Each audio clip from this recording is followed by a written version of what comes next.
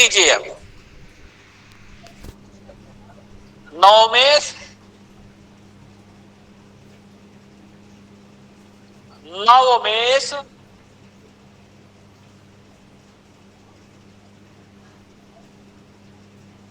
अपनी उच्च राशि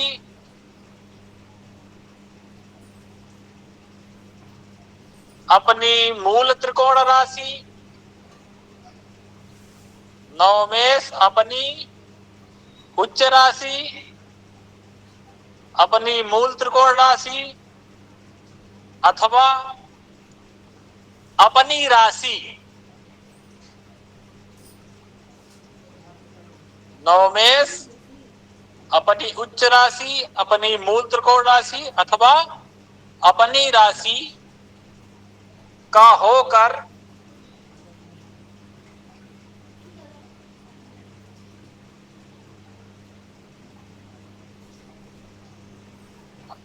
नवमेश अपनी उच्च राशि अपनी मूल त्रिकोण राशि अथवा अपनी राशि का होकर लग्न से केंद्र में स्थित हो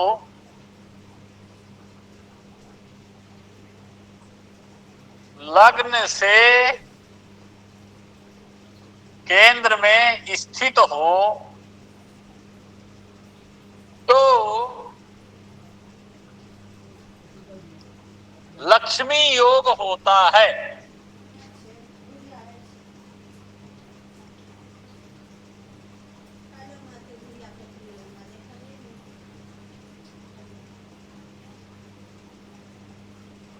एक क्या लिखे हैं?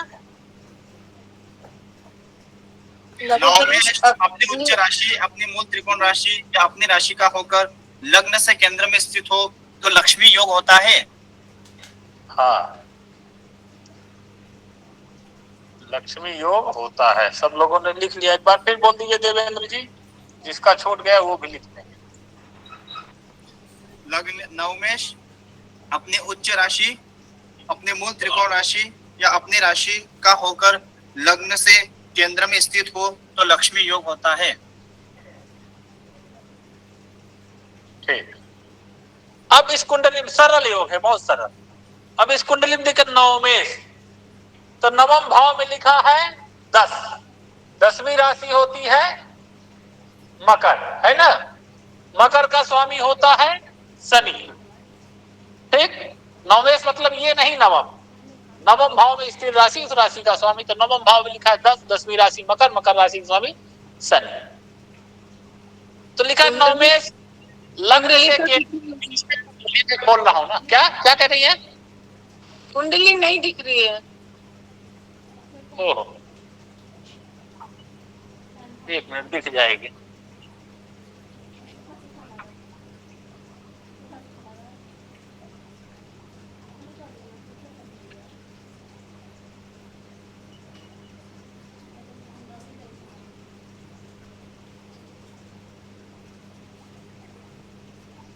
अब दिख रही है?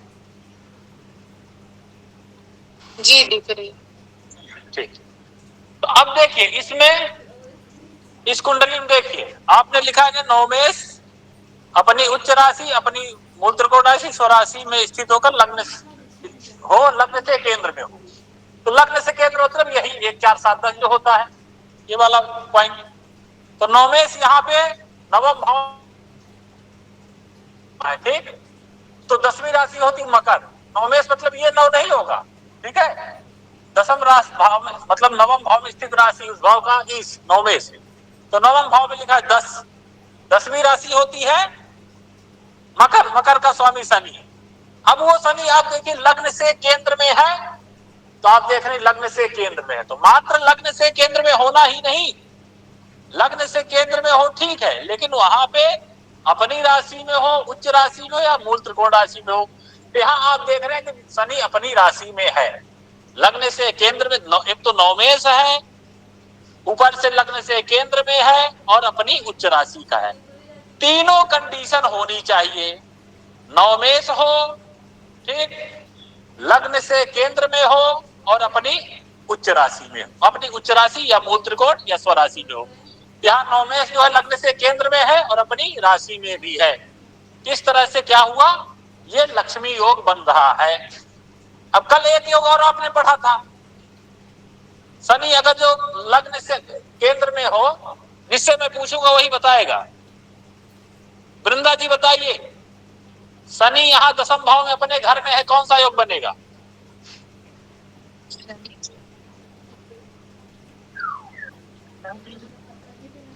बोलिए। सर्षनाग का योग बनेगा, है? सर्षनाग का महापुरुष योग बनेगा। अच्छा ठीक, तो क्या हुआ? सस महापुरुष योग बनेगा। ठीक, तो यहाँ और लक्ष्मी योग भी बन गया, क्योंकि नवमेश भी है और लग्न से केंद्र में है, अपनी राशि में है, तो ये बन गया। अब पूरे कुंडली में नवमेश कोई भी ग्रह हो सकता है, बस हमको देखना है लग्न से केंद्र में स्थित हो और अपनी राशि में हो या उच्च राशि में या मूल त्रिकोण राशि में हो। ठीक, आगे बात समझ में? अब एक और अन्य प्रकार से लक्ष्मी, ये नियम आ गया ना समझ में? इसमें किसको डाउट हो तो पूछ सकता है।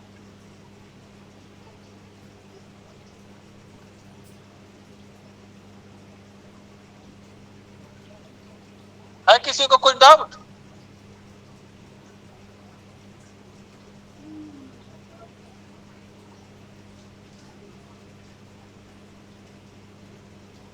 नहीं है, चलिए। लक्ष्मी योग, फल इसका वही लक्ष्मी जैसे इस योग में जातक क्या होता है? गुणवान होता है। लिख लीजिए, गुणवान।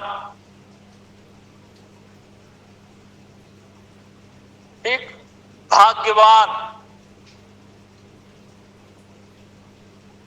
धनवान। गुणवान, भाग्यवान, धनवान, विद्यावान। ठीक, और कीर्तिमान।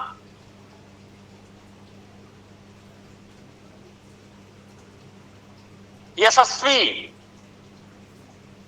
ठीक, और राजा के द्वारा सम्मानित। राजा के द्वारा सम्मानित की व्याख्या मैं पहले कर चुका हूं, समझते होंगे आप लोग। ठीक है, तो ये लक्ष्मी योग ऐसे बनता है कोई भी स्थिति में, कहीं भी। और लग्न नवमेश हो, लग्न से केंद्र में हो, ये रहना चाहिए, और अपनी राशि में हो या उच्च राशि मूल त्रिकोण। लग्न से बाहर होगा तो नहीं में हो। ठीक है, एक अन्य नियम से बनेगा, वो मैं बता रहा हूं। अब दूसरा नियम है, वो लिख लीजिए। यदि नवमेश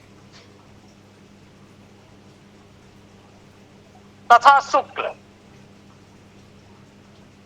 नवमेश तथा शुक्र अपनी उच्च राशि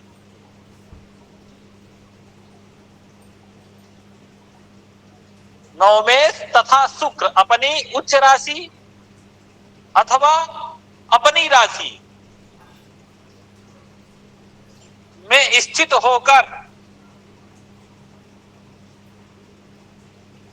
ठीक, नवमेश तथा शुक्र अपनी उच्च राशि अथवा अपनी राशि में स्थित होकर केंद्र अथवा त्रिकोण में हो, केंद्र अथवा त्रिकोण में हो,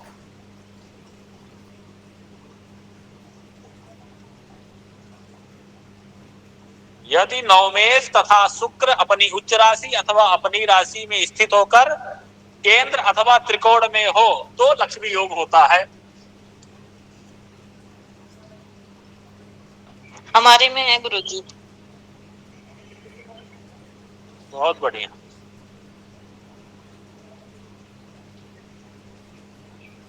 अब देखिए, त्रिकोण में 1, 5, 7 भाव आएंगे ना? है? त्रिकोण में 1, 5, 7 वाले भाव। देखिए, केंद्र मतलब होता है सेंटर। कुंडली का सेंटर यह हुआ, इसमें 1, 4, 7, 10 आ गए। अब जब त्रिकोण बनाने चलेंगे, ऐसे बनेगा, ऐसे बनेगा, ऐसे बनेगा। ठीक, इसमें आया कौन? 1 भाव आया, 5 भाव आया, 9 आया। ठीक, तो त्रिकोण का मतलब क्या होता है? 3 त्रिकोण मतलब त्रिकोण होगा ना, तो क्या आया, 1 आया, 5 आया, 9 आया, ठीक। लेकिन एक जो है पहले ही केंद्र में चला गया, ठीक। इसलिए आता तो एक भी है, लेकिन 5 9 ही लिया जाता है, एक को नहीं। क्यों? क्योंकि ये उत्तरोत्तर बली होता है। जैसे केंद्र में आप देखेंगे सबसे बली कौन होता है, पहला नंबर, उससे बली दूसरा, इससे बली तीसरा, इससे बली ये वाला चौथा, 10वां, मतलब पहला से बली चौथा, चौथा से बली 7वां, 7वां से बली 10वां। उत्तरोत्तर बली होता है। केंद्र 4 होता है ना, 1 4 7 10, तो पहला वाला छोटा थोड़ा बली, दूसरा वाला उससे ज्यादा बली, फिर तीसरा जो 7वां भाव है वो और ज्यादा बली, और 10वां भाव जो वाला वो सबसे बली होता है। तभी ना कहा चंद्रमा से केंद्र में बृहस्पति तो गजकेसरी योग होता है, लेकिन जो 10वां वाला है वो ज्यादा बली होकर के अमला योग भी तो बना रहा है। क्यों? आखिर ये कह देता चंद्रमा से सप्तम में, लग्न से सप्तम में अगर सुभद्र हो तो अमला योग हो जाता है, लेकिन 10वां वाला कहा, क्योंकि 10वां वाला ज्यादा बली होता है, उत्तरोत्तर बली होता है, ठीक। इसीलिए देखेंगे अमला योग बना, गजकेसरी योग वाला 10वीं वाला ज्यादा प्रबल होता है। और अब जो हमने बताया था 10वीं स्थिति प्रभाव, तो 10वां वाला ज्यादा बली, तो ये उत्तरोत्तर क्रम से बली होती है। उसी स्थिति क्या है केंद्र त्रिकोण में भी है, 1 हो गया, 5 हो गया, 9 हो गया, तो एक तो ऑलरेडी केंद्र में चला गया, तो उसको नहीं लेंगे। त्रिकोण मतलब 3 ही होगा, लेकिन 5 और 9 को, जहां भी ज्योतिष में चर्चा आई है 5 और 9 को ही दिया, एक को पहले छोड़ दिया, क्योंकि उसको कोई मतलब नहीं इसका। तो इसलिए अगर कुंडली फलित के समय आप कहीं पढ़े कि ये ग्रह त्रिकोण में हो, तो त्रिकोण मतलब हो, ठीक। अगर कहे त्रित्रिकोण, जब त्रित्रिकोण कहे तो केवल नवम होगा। आई बात समझ में? तो त्रिकोण मतलब क्या, 5 और 9, केंद्र मतलब 1 4 7 10। एक जब केंद्र में आ गया तो फिर एक तो त्रिकोण में नहीं आएगा, ठीक जी। हाँ। बनाइए आप लोग एक, यही कुंडली बनाई तुला लग्न की,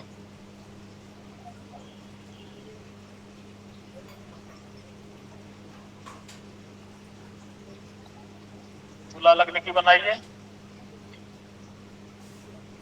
जब मैं बादल बन जाऊं तुम बारिश बन जाना, अरे कम पड़ जाए सांसें तो ऑक्सीजन लगा लेना। शुक्र को कर दीजिए, बुध को कर दीजिए, और मंगल को, यहाँ शनि को कर दीजिए, यहाँ केतु को, यहाँ गुरु को, यहाँ राहु को, यहाँ चंद्रमा को, ठीक। अब देखिए इस कुंडली में दूसरे नियम से, ये जो है महात्मा गांधी जी की कुंडली है, तो नवमेश देखिए, नवमेश कौन हुआ, नवम भाव 3 बुध। राशि होती मिथुन, मिथुन राशि स्वामी बुध। बुध क्या है, लग्न में बैठा है, केंद्र में, लग्न से केंद्र में, केंद्र में है? और शुक्र भी लग्न से केंद्र में है, शुक्र से क्या है, केंद्र में है। हाँ, शुक्र लग्न से, और शुभ रही है, तो बनेगा कि नहीं? बिल्कुल बनाया गुरु जी। कैसे बना? गुरु जी नवमेश लग्न में बैठा हुआ है केंद्र में, और शुक्र स्व अपने राशि में बैठा है, स्व राशि में केंद्र में बैठा लग्न में। हाँ, तो किससे बनेगा? दोनों से बनेगा, दोनों से बनेगा। शुक्र से बनेगा गुरु जी, शुक्र से बनेगा, शुक्र स्वराशि के। नवमेश, हाँ, से बनना है। नवमेश की तो उच्च राशि नहीं है ना वो, हाँ, नवमेश की तो उच्च राशि नहीं है, लेकिन नवमेश स्वराशि भी हो, नहीं है। शुक्र भी हो गया तो इससे ज्यादा बन जाएगा। बुध भी जो है नवमेश भाग का स्वामी है ना, एक तो शुक्र बना रहा है शुक्र के लिए, क्योंकि शुक्र जो है ऑलरेडी लक्ष्मी का कारक ग्रह होता है, भोगात्मक ग्रह है, ठीक। ये क्या करता है, तो शुक्र बना दिया, शुक्र आपने पढ़ा, बाकी ग्रहों का कहा तो कंडीशन रख दिया, नौमेश हो करके लग्न से केंद्र में बैठे और अपनी उच्च राशि स्वराशि में बैठे, लेकिन शुक्र के लिए छूट दिया कि वो लग्न से केंद्र में हो और अपनी राशि उच्च राशि हो, तब नौमेश हो या ना हो कोई जरूरत नहीं है। तो यहाँ नौमेश मतलब शुक्र क्या है, अपनी राशि में हो करके लक्ष्मी योग बना रहा है, साथ में और कौन सा योग बनाएगा, मालव्य योग बना देगा, ठीक, वो भी पढ़ा था। शुक्र बुध है तो कुलदीपक योग भी बना दिया, शुक्र बुध लग्न में है तो चामर योग भी बना दिया, लेकिन लक्ष्मी योग भी बनाया, खास करके और प्रबल इसलिए हो गया कि भाग्येश के साथ हो गया, ठीक है। तो इस स्थिति में भी लक्ष्मी योग बनता है, ये ध्यान रखना होगा आप लोगों को, ठीक। अब बात आई शुक्र की, तो लक्ष्मी योग दूसरे नियम से आ गया समझ में। उसी तरह कोई जैसे मान लीजिए बुध अपने घर में हो जाए, ठीक, तो नौमेश है, त्रिकोण में है और अपने घर पे है, तो ये भी लक्ष्मी योग बना दिया। मान लीजिए यहाँ पे 4 लिखा हो और 4 चंद्रमा ही यहां बैठ गया तो लक्ष्मी योग बना दिया, ठीक। या मान लीजिए 5 लिखा है, भाग्येश अपने ही स्थान में बैठ गया तो भी लक्ष्मी योग बना देगा, ठीक। बात अभी शुक्र की आई, तो शुक्र से एक बात मुझे याद होगी, बता दूं नहीं तो कहीं बाद में भूल ना जाए, ठीक।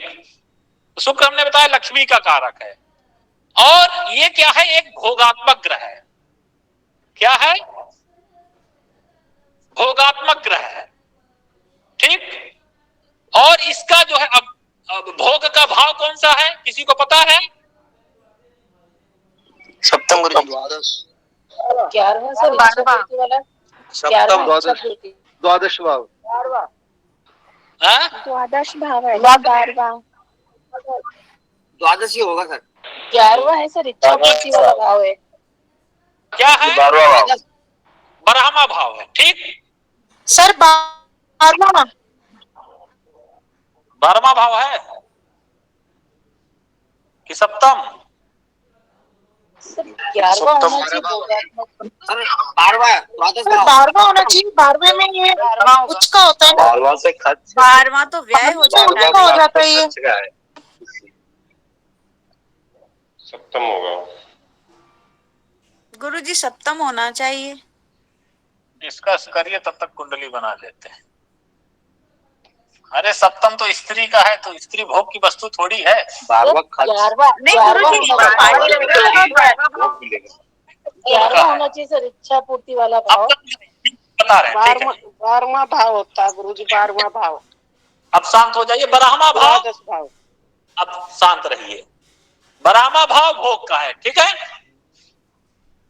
और शुक्र भी क्या है, एक भोगात्मक ग्रह है, ठीक।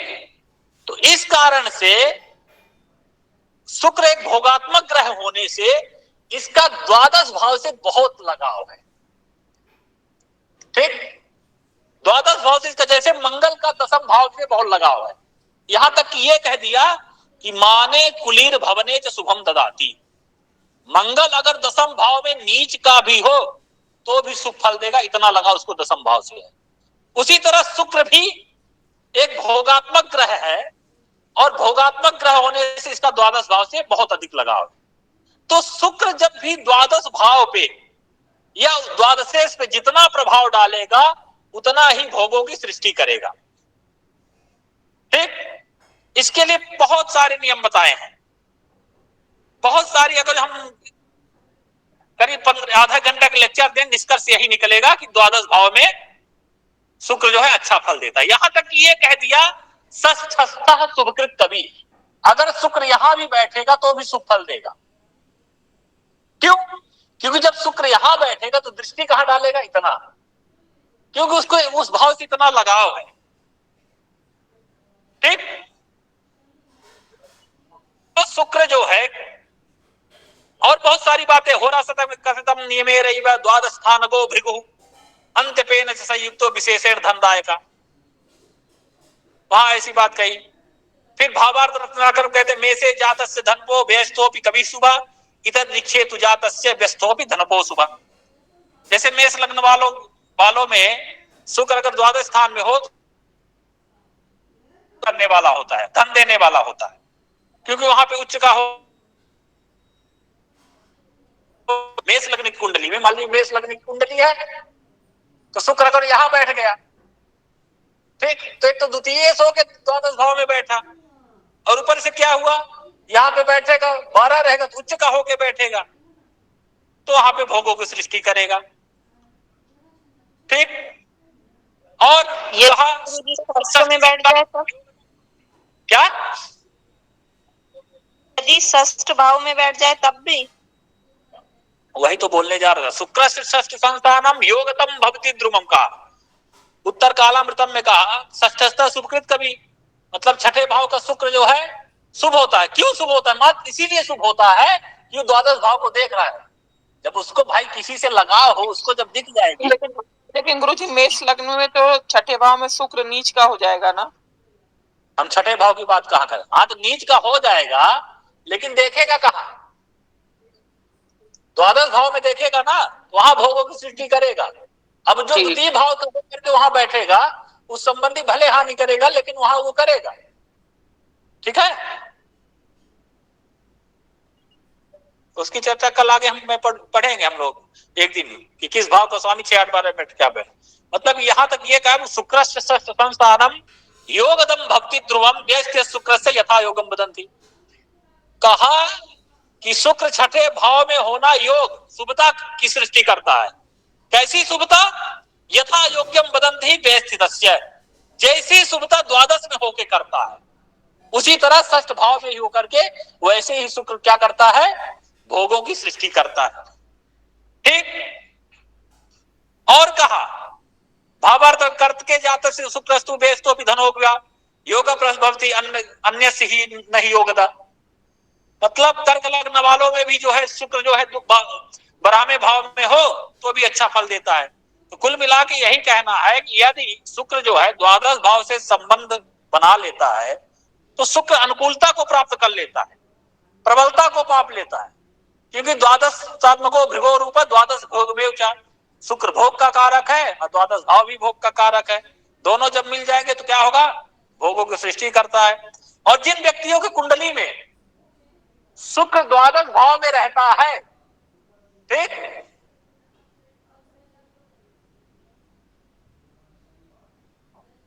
गुरुजी आवाज नहीं आ रही। अब आ रही है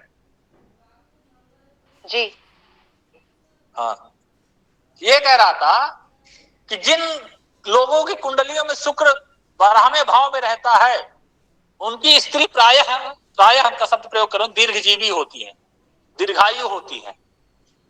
ठीक, द्वादश भाव में जिसके कुंडली में शुक्र रहता है, उनकी स्त्रियां क्या होती है, दीर्घजीवी होती है। ठीक, तो निष्कर्ष यही निकलता है कि द्वादश कुंडली में हो तो क्या, यदि स्त्री की कुंडली में हो हाँ, तो क्या तो होगा, उसका पति दीर्घायु होगा। केवल पुरुष की कुंडली में बात कही, ठीक है, अगर ऐसा होता तो मैं बता देता। ठीक, पुरुष के लिए अन्य योग बताया है। उनकी स्त्रियां क्या होती है, क्योंकि शुक्र स्त्री का कारक है ना, है कि नहीं, तो स्त्री तो दीर्घजीवी होगी। हाँ, आप कह दीजिए द्वादश भाव में उनके पति गुरु हो तो पति ऐसा नहीं हो, पूरा आयु साधन करके तब देखेंगे कौन कैसा। ये तो शुक्र द्वादश भाव में हो तो स्त्रियां दीर्घजीवी होती हैं। तो कहने का मतलब यही है कि यदि क्या कि द्वादश भाव में शुक्र हो, किसी भी स्थिति में हो, नीच का हो, अस्त का हो, ठीक, शत्रु राशि में हो, मृतावस्था में हो, किसी भी अवस्था में हो, अन्य ग्रहों पे नियम लागू हो सकता है, लेकिन वो नियम शुक्र पे लागू नहीं होगा। आप द्वादश भाव के शुक्र को आप अच्छा मानिए। हाँ, अब उच्च नीच से थोड़ा बहुत अपना फलादेश कर दीजिएगा, थोड़ा कम ज्यादा इस तरह कहा भाव भावेश, लेकिन सामान्यतः द्वादश भाव का शुक्र अच्छा होता है। बताया तो षष्ठ भाव को भी अच्छा कर दिया, क्यों, क्योंकि मात्र वहां से देखने मात्र से। आ गई बात समझ में? और गुरुजी क्या फल हो सकता है इसका? अरे बताया तो, ये शुक्र है, भोगों की सृष्टि करेगा। तो भोग मतलब क्या, बोलिए, भोग से क्या समझते हैं आप? तमाम ऐश्वर्य ऐश्वर्य सभी प्रकार के भौतिक ऐश्वर्य सुख सुख सुविधाएं प्राप्त करें। हाँ, भोग करेंगे आप। गुरुजी यदि एकादश भाव में बैठा हो तो द्वादश भाव पे उसका कुछ असर पड़ेगा क्या? हैं? यदि एकादश भाव में शुक्र बैठा है तो द्वादश हाँ। भाव पे कुछ उसका शुभता वाला फल का कोई असर पड़ेगा क्या? ऐसे नहीं कह सकते। वो जब चलित कुंडली से फलादेश करते हैं तब देखेंगे भाव में है कि संधि में है, कहाँ उसके आगे भाग रहा है, तब वहां पे कह सकते जा रहा है। ठीक है जी गुरु। गुरु जी कहे आप 12 द्वादश भाव में बैठे हो शुक्र तब और छठे भाव में हो तब, गुरु जी क्या जरूरी है कि छठे भाव में बैठा हो तब भी वही फल दे जो द्वादश भाव में दे रहा है? कहा ना वहां पे जी गुरु जी। यथा योग्यम शुक्रस्य षष्ठ संस्थान योगदम भक्ति ध्रुवम वेस्थितस्य शुक्रस्य यथा योग्यम बदंती। मतलब यथा वैसे ही जैसे द्वादश भाव में देगा वैसे षष्ठ भाव में देगा। इतना लगाव है उसका। ठीक है जी गुरु जी। हाँ, 12वीं राशि में बैठा हो तो? ब्राह्मी राशि में बैठा हो तो प्रभु अब ये भी बताइए ब्राह्मी राशि ये कह रहे हैं ना शुक्र बैठा हो, ये पूछ रहे हैं आप? नहीं, इसका कनेक्शन है क्या ऐसे? आपने खाली 12वें घर का बाला है इसीलिए। कनेक्शन हो रहा है कि नहीं? कुंडली देखिए स्क्रीन। ब्राह्मी राशि में बैठा शुक्र, कनेक्शन हो रहा है कुछ है? नहीं हो रहा है। हाँ 12वीं राशि पे हो रहा है। कुछ कनेक्शन नहीं हो रहा है, आपको दिख रहा है? नहीं हो रहा है। क्या हो रहा है बताइए? 12वीं राशि पे ही शुक्र देख रहा है और 12वां घर भी वहाँ पे ही है। ब्राह्मी राशि शुक्र का घर है? नहीं, 12वां घर है, वहाँ पे ही शुक्र देख रहा है। देख नहीं, यहाँ पे स्क्रीन दिख रहा है आपको, यहाँ शुक्र बैठा है। मीन बीच में नहीं, बीच में क्यों बोल रही है? जिससे मैं पूछूं उनको बता दीजिए। भाविन जी अब यहाँ पे बताइए, कुछ बन रहा है शुक्र का संबंध? हाँ यहाँ पे बोलिए। हाँ बन रहा है। क्या बन रहा है बताइए ना। 12वीं राशि में बैठा है शुक्र। तो क्या बना रहा है, कौन सा योग बना रहा है, कुछ बताएंगे? लक्ष्मी योग बना रहा है। और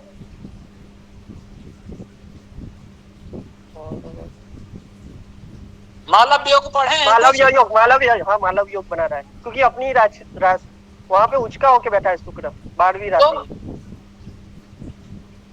अपना उत्तर मिल गया।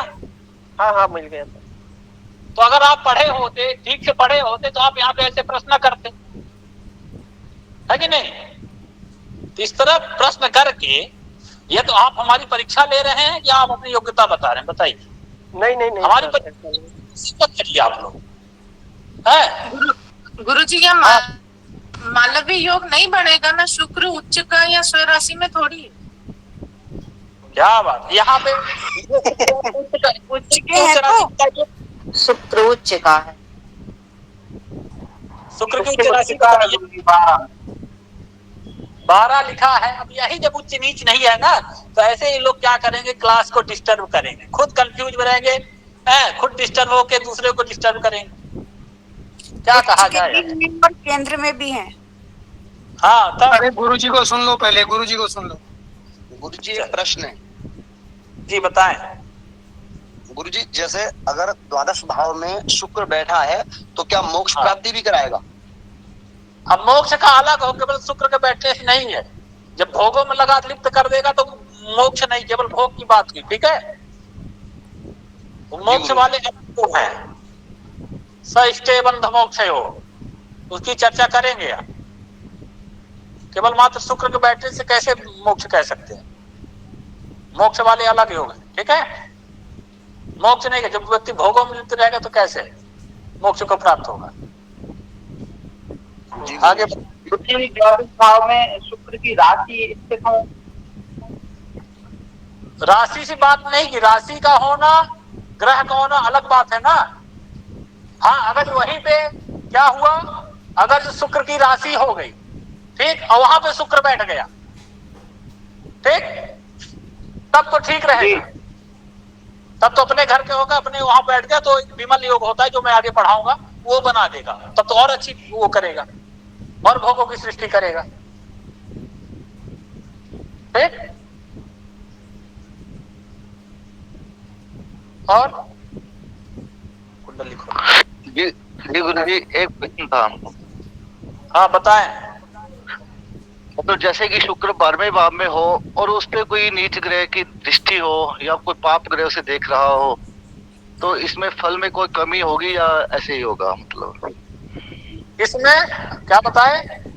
जैसे शुक्र 12वें भाव में है, हाँ, मतलब जैसे आप बता रहे हो, और उस पे नीच ग्रहों की दृष्टि हो, तो इसमें फल में कमी होगी या क्या होगा? मतलब शुक्र 12वें भाव में हो और नीच क्या हो, दृष्टि हो, कहाँ ग्रहों की दृष्टि हो। हाँ, जैसे मान लो कि शनि 10वें भाव में बैठा हुआ है और तृतीय दृष्टि से देख रहा है, मतलब शुक्र को, जैसे पाप ग्रहों की दृष्टि हो। हाँ जी, तो देखिए बात क्या है, अब वही समझिए ना, शनि बैठा 10वें भाव में, द्वादश भाव को देख रहा है, ठीक, और शुक्र है, तो शनि क्या है, एक मंद ग्रह, ठीक, अगर मंद ग्रह दृष्टि डालेगा तो भोगों की सृष्टि करेगा, प्राप्त होगा, लेकिन मंद ग्रह की होने की वजह से क्या हो जाएगा, एकदम धीरे धीरे स्लो मोशन में प्राप्त होगा, लेकिन जो चाहता है उसमें नहीं है। इस तरह, ठीक है जी, धन्यवाद गुरु जी। कभी भी एक शब्द पकड़ के नहीं जाएंगे, सबको वो करेंगे। चलिए अब इस स्क्रीन में देख लिया, अभ्यास बहुत दिन से नहीं हुआ, स्क्रीन दिख रही है सब लोगों को, छोटी दिख रही है,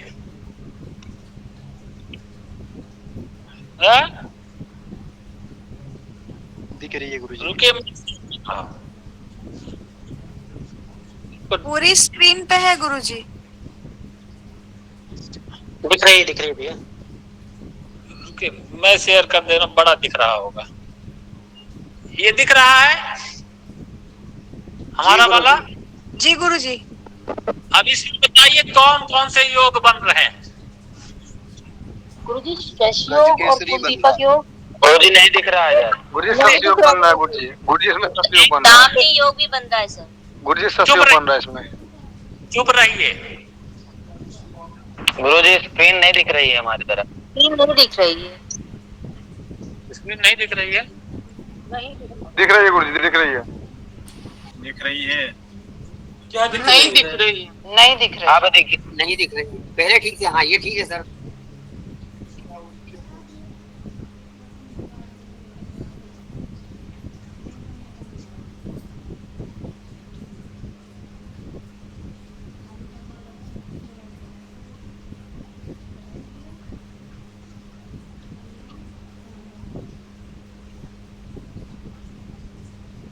एक आदमी जिससे पूछेंगे वही बताएगा, ठीक है? गुरुजी स्क्रीन नहीं दिख रही है। अब दिख रही है। दिख रही है गुरुदेव, दिख रही है सर। हमारे में नहीं दिख रही गुरुजी, अब जिसके में दिख रही हो। आपका नेटवर्क स्लो है। आप गुरुजी को पिन कर लो ना। अब ये बताइए, जहां सूर्य लिखा है, ठीक है, इसको आप लग्न कुंडली मान ली। आप अपनी स्क्रीन में जूम कर सकते हैं, ठीक है? ये चलित वाला जूम करिए। गुरुजी भद्र योग बन रहा है। अरे कट गए। चलिए सचिंद्र जी, अब आप बताएंगे पूरा योग, कितने योग आप बता लेते हैं, और सब लोग ध्यान से चुप रहें, ये सही बता रहे हैं कि नहीं, नोट करें। सचिंद्र जी आप बताइए, कोई 5 योग कुंडली। गुरुजी इसमें पहला योग तो सस्य योग बन रहा है गुरुजी। सस्य योग कैसे बन रहा? ये गुरुजी शनि स्वराशि में बैठा है गुरुजी। इसका नियम क्या पढ़ेंगे सस्य योग का, सबको बताइए, विस्तार से बताइए, हम सस्य योग के बारे में हमको समझाइए। सस्य योग में जो यदि केंद्र में बुध शुक्र शनि गुरु ये पांचों ग्रह यदि बैठ जाएं अपने स्वराशि का होके केंद्र में, तो जो है ये अलग अलग अपने अपने 5 योग बनाते हैं। ये एक मंगल रुचक नामक पंच महापुरुष योग बनाता है। शनि सस नामक बनाता है। यहाँ गुरु शनि चतुर्थ भाव में स्वराशि का होकर बैठा हुआ है, इसलिए यह सस योग बना रहा है। इसका फल भी बताइए। सस योग का गुरु जी ये सेवा भावी होता है, पराक्रमी होता है, भ्रमण करने वाला होता है, उत्साही होता है, वाद विवाद में विनोद लेने वाला होता है, तेजस्वी होता है, चतुर होता है, दानी होता है, ठगने वाला भी होता है गुरु जी। कैसा ठगने वाला? तो मतलब गुरु जी बिजनेस में ठगेगा और ले जाके अनाथालय में दान कर देगा। हाँ, उस तरह का मतलब लूट। दुकान भाई तो फायदे के लिए ही करेगा ना। जी गुरु जी, व्यापार से ठगी करेगा। और इसमें गुरु जी इसे सब ए ग्रेड की चीजें पसंद आती हैं, ये इनका विशेष वो है। क्या? वेरी गुड, खुश कर दिया। चलिए और नेक्स्ट व्यक्ति बताएं। गुरु जी ये सप्तम भाव शुभ करते नहीं आ रहा है। नहीं, अब चुप हो जाइए, आपका जाना। और दूसरा व्यक्ति गुरुजी पास योग बन रहा है, पर्वत योग और शक्ति योग बन रहे हैं गुरुजी। एक आदमी सम योग, गज केसरी योग। एक मिनट, नीलिमा जी आप बताइए। नीलिमा जी आप बोलिए। गज केसरी योग गुरुजी, चंद्रमा से गुरु केंद्र में है। चंद्रमा से गुरु केंद्र में है गुरुजी।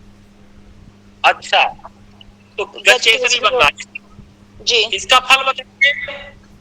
व्यक्ति तेजस्वी होगा, बुद्धिमान होगा और सबके ऊपर मतलब पराक्रमी होगा और मतलब तीव्र बुद्धि होगा, बहुत ज्यादा तेजस्वी रहेगा। यही है गुरुजी। ठीक। और कोई काहल योग बन रहा है गुरुजी इसमें। काहल योग कैसे बन रहा है बताइए। लग्नेश और द्वादश दोनों केंद्र में है गुरुजी, शुक्र और मंगल। कौन? काहल योग का नियम क्या है? गुरुजी लग्नेश और द्वादश परस्पर केंद्र में हो तो द्वादश पर्वत योग बनता है गुरुजी। सॉरी, पर्वत योग। काहल योग कैसे बन रहा है? क्योंकि जो लग्नेश हो गया मंगल और द्वादश हो गया शुक्र। हाँ, दोनों साथ में बैठे 9 भाव में गुरुजी, शुक्र मंगल। तो काहल योग क्या है? काहल योग नहीं, पर्वत योग बन रहा है गुरुजी। गलती से काहल निकल गया, क्षमा गुरुजी। चलिए कोई बात नहीं। बुध राहु के साथ बैठा है, केतु शंख योग बन रहा है गुरुजी। देवेंद्र जी कुंडली में बुध राहु के साथ बैठा है, केतु के साथ। गुरुजी राहु गुरु और राहु दोनों साथ में बैठे। मेष लग्नी कुंडली तृतीय भाव में गुरु राहु और भाग्यश को देख रहे हैं गुरुजी। ठीक, चल जीवन में कंफ्यूजन रहता है। कोई बात। पर्वत योग बन रहा है। पर्वत लग्नेश और सप्तमेश पर, लग्नेश और द्वादशेश परस्पर केंद्र में हो तो पर्वत योग होता है। तो लग्नेश मंगल और द्वादशेश शुक्र दोनों एक साथ बैठे, पर्वत योग बन रहा है। इसका फल नहीं बताया देवेंद्र जी आपने। हाँ गुरुजी, पर्वत योग वाला व्यक्ति ऐसा व्यक्ति गुरुजी दानी ऐसा योग वाला व्यक्ति गलत बात। फलित पढ़ रहे हैं ना, तो पर्वत योग जजमान करेंगे। हम क्या जाने पर्वत योग की जो है समुद्र योग। ऐसा योग ऐसा व्यक्ति गुरुजी दानी होता है, भाग्यशाली, विद्यावान और थोड़ा सा कभी कभी हंसी मजाक करने वाला। चलिए और हाँ ठीक है। अब अमित जी बताइए क्या कहते हैं जी। गुरुजी पास योग बन रहा है इसमें। पास योग कैसे बन रहा है? गुरुजी सारे ग्रह राहु केतु को छोड़ के 5 भावों में है। हाँ ठीक। तो पास योग का फल बताइए। गुरुजी पास योग का फल होता है कि व्यक्ति शीलवान होता है, दयावान होता है, सुशील होता है, पैसा कमाने में चतुर, मतलब कहीं से भी पैसा कमा सकता है अपनी बुद्धि से, बुद्धि की चतुरता से। वाचाली होता है। ऐसा नहीं कि कहीं से कमा सकता है, पहले पैसा कमाने में चतुर लगा रहता है, कहाँ 2-4 पैसा निकले। हाँ ठीक। और गुरुजी वाचाल होता है, कोर्ट कचहरी में जीवन में एक बार उसका चक्कर जरूर लगेगा। अच्छा ठीक, बहुत बढ़िया। और गुरुजी इसमें शंख योग भी है। शंख योग बताइए शिवानी जी कैसे बन रहा है? हाँ गुरुजी, क्योंकि जो पंचम और षष्ठेश है, पंचम वो है हमारा ये गुरु पंचमेश, और जो षष्ठेश है वो मंगल, वो आपस में एक दूसरे से केंद्र में है गुरुजी, इसलिए शंख योग बन रहा है। हाँ, बहुत बढ़िया। देखिए शंख योग का नियम है परस्पर केंद्र में हो। एक मिनट, जब एक आदमी बोल रहे तो बीच में गुरुजी 1 मिनट, अभी शंख योग को क्लियर हो जाने दीजिए प्रभु जी को जो है।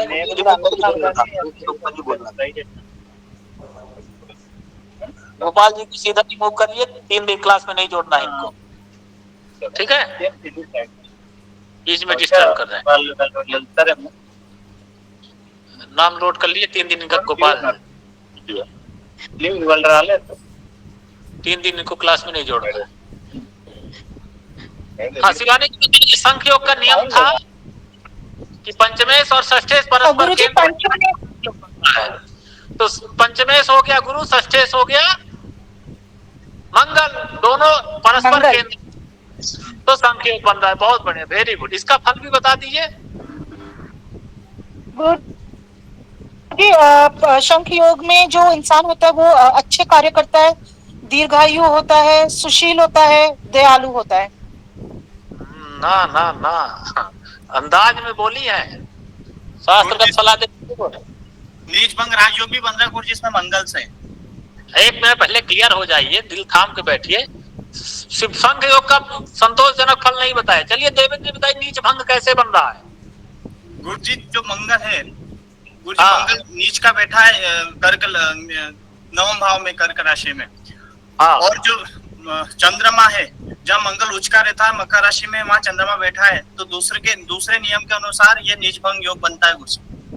दूसरा नियम कैसे बताए, समझ में नहीं आया। किसी को आया समझाइए ठीक से। हाँ गुरुजी, मैं समझा रहा हूँ गुरुजी। जैसे मंगल जो है यहाँ कर्क राशि में नीच का हो गया गुरुजी। कर्क राशि का जो स्वामी है चंद्रमा, वो मकर राशि में बैठा है जहाँ मंगल उच्च का होता है। हाँ, तो इससे दूसरा ऐसा नहीं है, मैं बता रहा हूँ। और कोई बताएगा कैसे नीच भंग मंगल का बन रहा है? बन तो रहा है, कौन बताए? जी गुरुजी तो बता। प्रियांश जी बताइए। जी गुरुजी, मंगल मकर में उच्च का होता है और वहाँ का स्वामी शनि जो कि केंद्र में बैठा है, इस नाते नीच भंग राजयोग बना है। शनि कहाँ बैठा है? केंद्र में गुरुजी। हाँ, लग्न से केंद्र में, ठीक, इस नियम से बन रहा है। मंगल देखिए यहाँ पे क्या है, नीच का है, ठीक। अब हमको नीच भंग के लिए क्या देखना पड़ेगा कि मंगल उच्च का कहाँ होता है। तो मंगल उच्च का कहाँ होता है? मकर में। अब मकर राशि का स्वामी शनि, वो कहाँ है? लग्न से केंद्र में है। तो क्या हो रहा है? नीच भंग राजयोग बना रहा है। बहुत बढ़िया, ठीक। इस तरह से देखिए। अब सामान्य लोग क्या करेंगे, अरे आप भाग्य स्थान में मंगल नीच का है, मूंगा पहनिए, मंगल का जप कराई, लगेंगे मनमानी पला दे, जब जिसको पता नहीं कि मंगल नीच भंग बना रहा है, उसने यहाँ की क्लास नहीं की। चलिए और बताइए। इसी में एक प्रश्न है, नीच भंग में ही एक प्रश्न है यहाँ पर। नीच भंग में प्रश्न बताइए क्या है? जैसे अब इन्होंने बताया मंगल, जिसमें उच्च राशि में मंगल जो है मकर राशि का होता है, तो वो केंद्र में बैठ गया। उसी के साथ साथ अगर चंद्रमा मकर राशि में बैठा है तो चंद्र से भी तो मंगल केंद्र मतलब केंद्र में आ गया, तो क्या नीच भंग होगा? बिल्कुल बिल्कुल, इस नियम से भी बन रहा है कि अगर ये नीच ग्रह युक्त अथवा दृष्ट हो तो भी नीच भंग बनता है। लेकिन मैंने ये प्रकार नहीं बताया था, इसलिए उसमें नहीं जा रहा था। बनता वो भी मैंने कहा था फलदीपिका में जो है कई प्रकार से बताया है, तो इस नियम से बताइए। लेकिन तो मैंने 2 नियम बताए थे और 3 नियम बताए थे, इसलिए तो दूसरे नियम से बन जा रहा था। लेकिन ये ऊपर चीजें हैं। हाँ, पहला नियम भी बताया था, लेकिन उससे नहीं बन रहा था। लेकिन अगर नीच ग्रह अपन जिस राशि में उससे स्वामी से युक्त अथवा दृष्ट हो तो भी, जैसे मान लिया चंद्रमा यही हो जाता तो इससे भी बन जाता है, या चंद्रमा वहां पे बैठा है उसको देख रहा है, तो इस नियम से भी बन रहा है। ठीक, बहुत बढ़िया। हाँ गुरुजी, सुनफा योग भी है। हो गया है। सुनफा योग। ये दामिनी भी बनता है। सुनफा योग कैसे है रोहित जी? चंद्रमा से द्वितीय यदि कोई अन्य ग्रह हो तो चंद्रमा से द्वितीय शनि है जी। चंद्रमा से द्वितीय में अन्य ग्रह हो शनि है, तो सुनफा योग बन रहा है। सुनफा योग का फल भी बताइए। ऐसा व्यक्ति स्वयं के पराक्रम से कर्मठ धन प्राप्त करता है जी, तो राजा के समान से धन अर्जित करता है, आने वाला नहीं है। बहुत जी गुरु जी।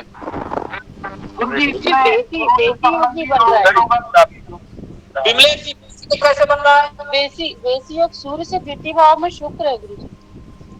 सूर्य से द्वितीय भाव में शुक्र है, बेसी योग बन रहा है। शुभ बेसी बन रहा है कि पाप बेसी बन रहा है?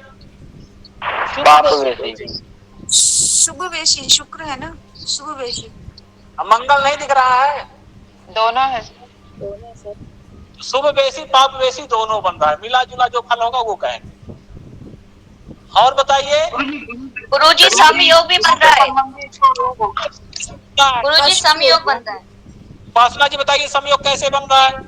सूर्य से चंद्रमा 8वें स्थान पे है। सूर्य से चंद्रमा 8वें स्थान पर है। हाँ, तो समयोग बनता है। समयोग का फल बताइए। सर इसमें क्या जो विद्या विनय धन ज्ञान निपुणता सब समान मात्रा में मिलेगी। सुनिए, अब इसका फलादेश ऐसे होता है, ठीक है। अब आप इतना राजयोग बता दी, नीच भंग राजयोग, शंख योग, पर्वत योग सब बता दिया, सस महापुरुष योग सब बता दिया। अब उसके बाद समयोग कहेंगे कि न्यून मात्रा में प्राप्त होता है। तो हाँ, ये कह सकते हैं अगर इसके कुंडली में समयोग ना होता तो ये और अधिक प्राप्त करता है कि नहीं। अधम योग हो जाता, अधम ना होता तो वरिष्ठ होता, तो इसमें और क्या चांद लगाता इन सभी योगों को। ठीक, प्राप्त तो करेगा चीजें, लेकिन अगर वही कहेंगे ना सब ना होता तो और प्राप्त करता। करोड़पति है तो हो सकता 1.5 करोड़पति होता है ना, लखपति है तो मान लीजिए 1.5 लखपति होता, ना 2 लखपति होता। चलिए बहुत बढ़िया, और आगे चलिए।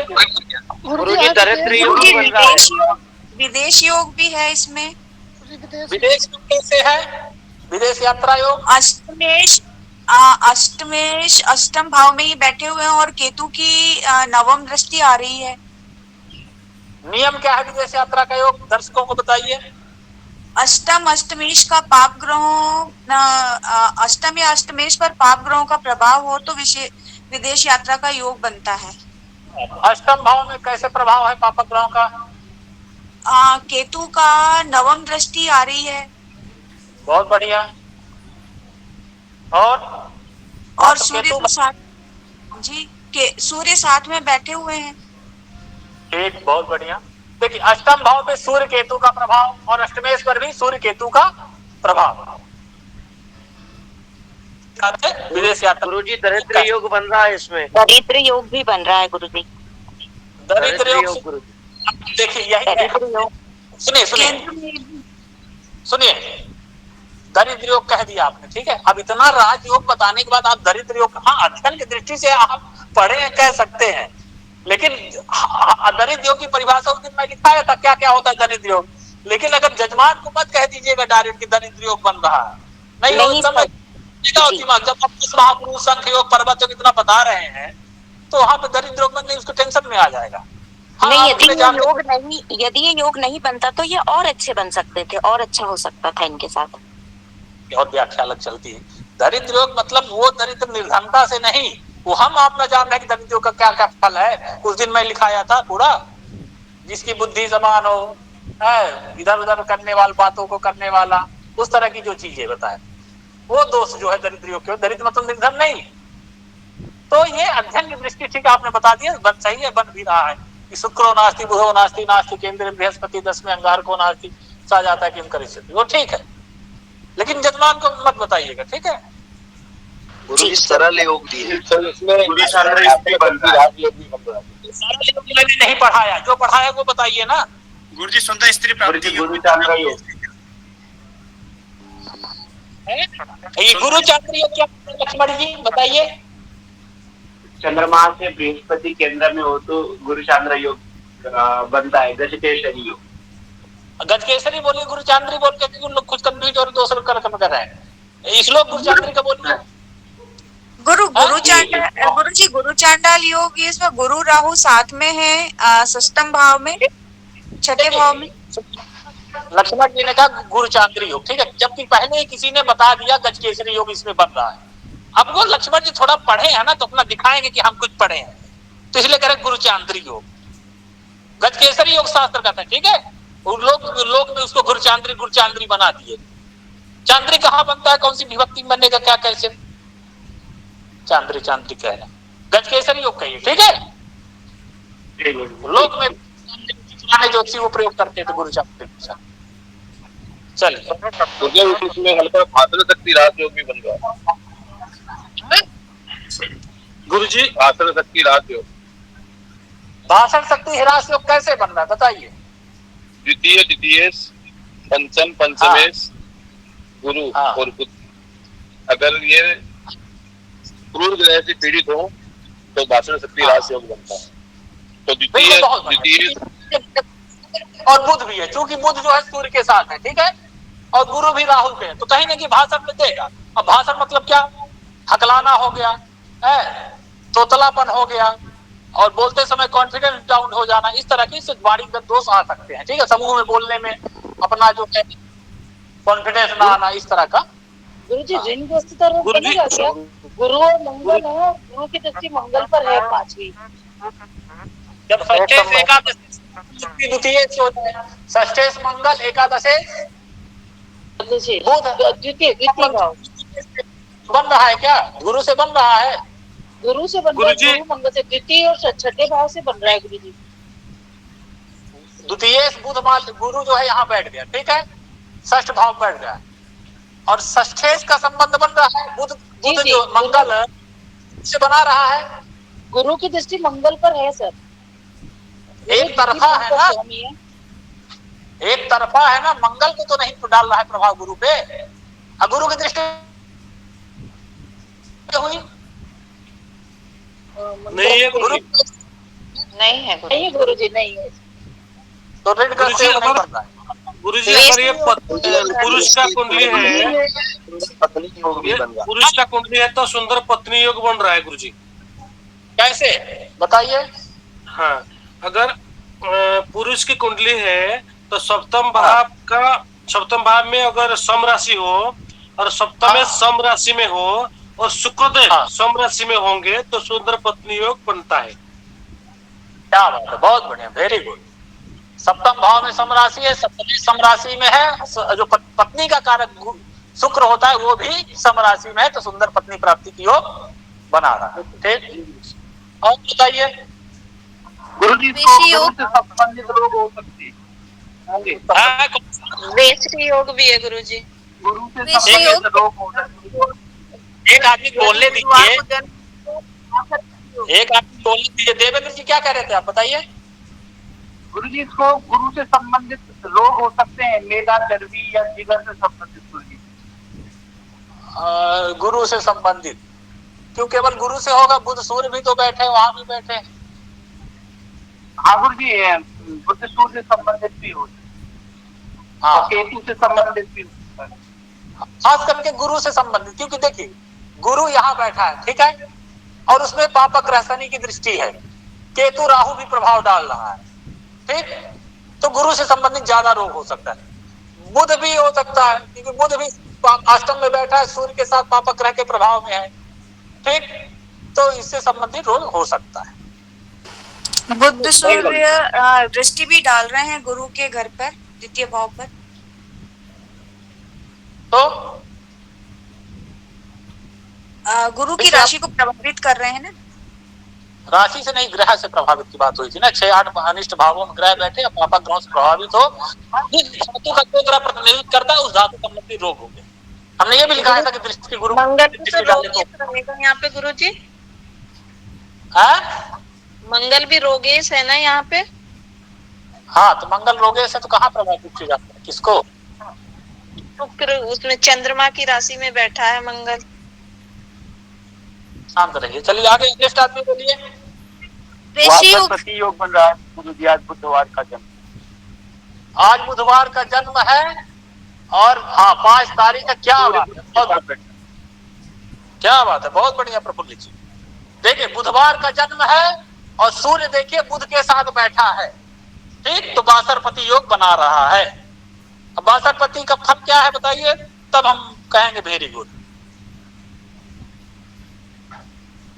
किसने बताया बासरपति? प्रफुल्ल जी आपने? जातक बासरपति योग होता है। अरे तो फल इसका फलित जन्मेर के शुभवास्त्रेण सहिते नानार्थ सौख्यम बदे, ठीक, नाना प्रकार की सुखों की प्राप्ति। गुरुजी इसमें पत्नी त्यागने का योग या पति त्यागने का योग भी है। जैसे कि अगर यह पुरुष की कुंडली है तो सप्तम सप्तमेश और कारक शुक्र पर, सप्तम सप्तमेश जो 2 है, 2 नंबर मतलब शुक्र बैठा है हमारा 9वें भाव में, तो सप्तम सप्तमेश और कारक भी शुक्र है यहाँ पर। तो उपरोक्त ग्रहों का प्रभाव मतलब सूर्य, शनि, राहु कहाँ पर है? 6ठे भाव में, जो 10वीं स्थिति प्रभाव डाल रहा है, संबंध है, ठीक है। ये स्त्री वियोग बन जाएगा। और अगर पुरुष वियोग बना है इसमें तो सप्तम सप्तमेश वही शुक्र और कारक ग्रह जो गुरु भी राहु से जो संबंध बना के युति बना करके पृथकताजनक जो प्रभाव डाल रहा है, और तो जाति का जो पति के द्वारा त्याग दी जा सकती है, ऐसा मतलब इसमें योग बन रहा है गुरुजी, ठीक है। क्योंकि इसमें भी 10वीं स्थिति प्रभाव हम लगा सकते हैं जैसे शुक्र के ऊपर सप्तम सप्तमेश। बिल्कुल। और इसमें एक और गुरुजी एक और बन रहा है, इसमें ऋणग्रस्त योग भी शायद मेरे को जो दिख रहा है वो बन रहा है। षष्ठेश एकादशेश का संबंध द्वितीय और द्वितीय से हो तो जातक ऋणग्रस्त होता है। षष्ठेश इसमें 1 नंबर मतलब मंगल, तो मंगल जो है हमारा 9वें भाव में बैठ करके संबंध द्वितीय और द्वितीय क्या है? गुरु जो है 10वीं स्थिति प्रभाव से संबंध बना रहा है, तो इस कारण से इससे ऋणग्रस्त योग भी बन सकता है गुरुजी, क्या सही? दोनों से ये ऋण धन का परस्पर संबंध, एक तरफा संबंध है ना। मान लीजिए गुरु कर रहा है लेकिन मंगल गुरु से नहीं है ना, दोनों से होना संबंध कैसा? एक तरफा थोड़ी, एक तरफा प्यार का कभी सक्सेस थोड़ी होता है। लगे रहेंगे पीछे, वो आपको भाव ही नहीं देगी, तब क्या करेंगे? दोबारा बता। दोनों तरफ एक तरफा ऋणग्रस्त नहीं बन रहा है। और पत्नी त्याग जो भी आप बताए वो भी ठीक से नहीं बन रहा है, वो भी देखेंगे बन रहा है, लेकिन कुंडली के बाद अगर होगा तो नहीं भी बनेगा, ठीक है। तो अभ्यास की दृष्टि ठीक है, लेकिन पूरा सप्तम सप्तमें सूर्य कारक पर जो पृथकताजनक प्रभाव है, पृथकताजनक ग्रह सूर्य शनि राहु द्वारा इनका पड़े तब वो पत्नी त्याग हो। ठीक है, बहुत बढ़िया है, अच्छा रहा, ठीक रहा। देखिए आप लोग देख लीजिए, ठीक है। आज लगभग 1 महीना होते चला और आज 1 महीने पहले अपने आप को देखिए, आज देखिए, कुछ फर्क आ रहा है? जी आप जान गए एक कुंडली में इतने योग हैं, अभी तो कई योग छूट गए, आप लोग बताए ही नहीं जी। इतने योग आप लोग 1 महीने में, बस थोड़ा और अभ्यास करिए, डेली आइए, ठीक है। केवल यही अभ्यास मत करिए गुरुजी। चलिए ठीक, हाँ बोलिए अमित जी। आपके आशीर्वाद से गुरुजी अभी पेपर क्लियर हो गया है हमारा धर्म गुरु का। अरे वाह, बधाई हो। धन्यवाद गुरुजी। बस अभी आगे का पता नहीं है क्या होगा, अभी रेस वगैरह है तो उसमें निकालना है बस। और बढ़िया करेंगे, ज्योतिषी आपको बहुत मदद करेगा।